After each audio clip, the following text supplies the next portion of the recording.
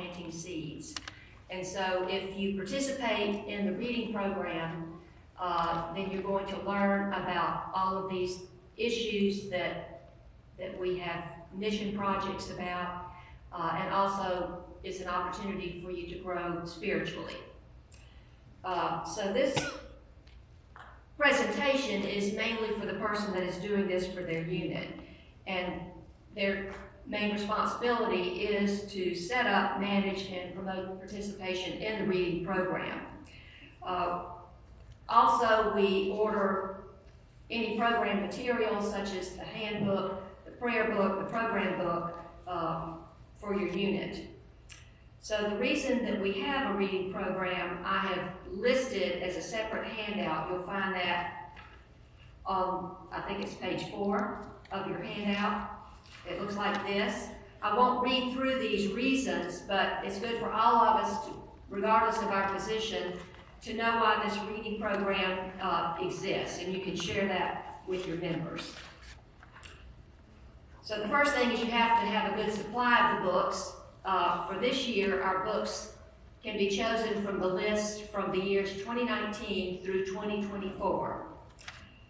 If you want to try to get a list of all of these books, I've listed a link in bold letters. This is an Excel spreadsheet, and this you can find by just putting this in your browser on your personal computer, and that way you can find all of the list from all of those years.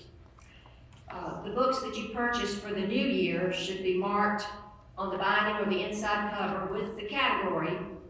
The categories have not changed. They continue to be education for mission, leadership development, nurturing for community, social action, and spiritual growth.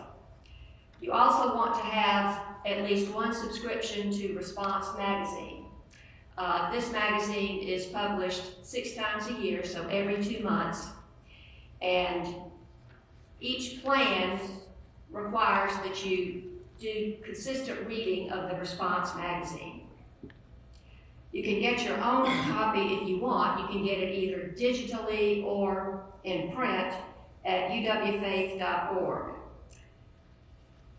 You want to try to get as many of the books as you can afford for your unit to make those available to your members. And the books are available like they've been over the last few years from local libraries. You can get them online at Amazon, other booksellers, any way that you want to obtain the books. A lot of the books are available electronically if you have a Kindle or an e-reader that you use. There are some online libraries that are a good resource: Google eBookstore, Project Gutenberg, or Open Library. And our own local library this year has 50 of the titles from the reading list available through the public library in some format.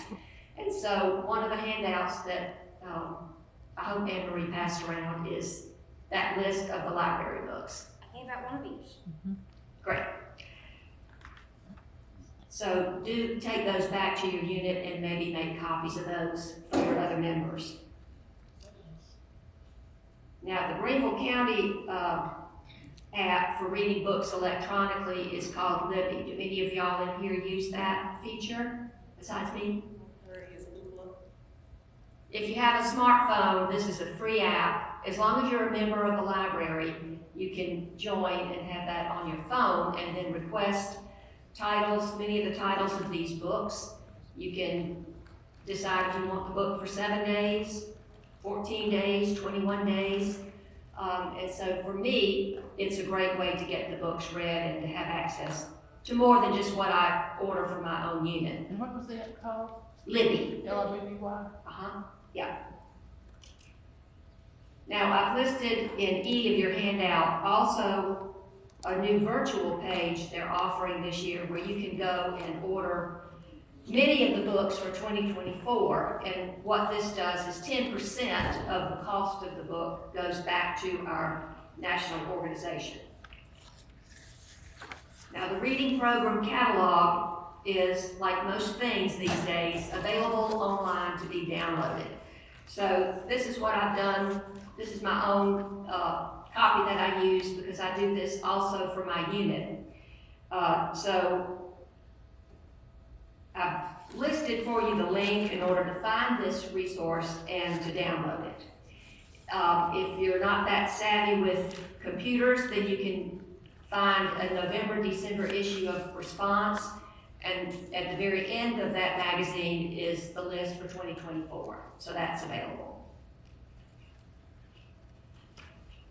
Now, they still offer the bonus books, and they count, as they have in the past, as 2 books in a certain category, and you want to make sure if you order any of these that they are marked as a bonus book. I've made a list of the bonus books there for you. I won't read those off to you, but the list is available for you. Another way to get credit for reading books without reading, because I do understand that many of us are not readers, you can listen to the Faith Talk podcast. All you have to do is type Faith Talk podcast in your browser, and you'll end up on the website with all the list of the titles. You can look at how long these programs last. They are about an hour, but they're conversations on all types of subjects that explore themes and resources that empower us to put faith, hope, and love in action. So if you listen to 3 of them, that's going to count as 2 books in spiritual growth. If you listen to 2 of them, that counts as 1 book. Regardless of what the topic is, it might be a topic such as climate justice. It doesn't matter, it's going to count in the spiritual growth category. New for this year is another podcast called Voices from the Field. Are any of you familiar with that podcast? Okay, great. So this will earn you 1 credit in Education for Mission. This is sponsored by the Consortium for Educational Change, and it features educators who are having a positive impact on student learning in the classroom. So even if you have a teacher in the family, you might want to suggest this to them. Now, Kay talks about the reading plan requirements, and you want to make sure that you educate your members as to what the requirements are for each plan of the reading program. There are still 4 plans that a person can select from.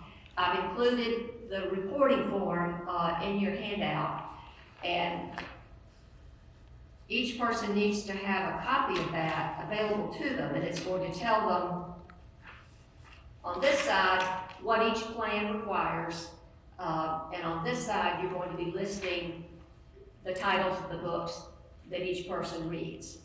I would like to ask those who are doing this for their unit to, when these are turned into you, and that needs to be done typically during the month of July. I need to have them as a district program resource person so I can add everything up and send it on to the conference level. So just keep that in the back of your mind, and I do put a reminder for this in the airwaves.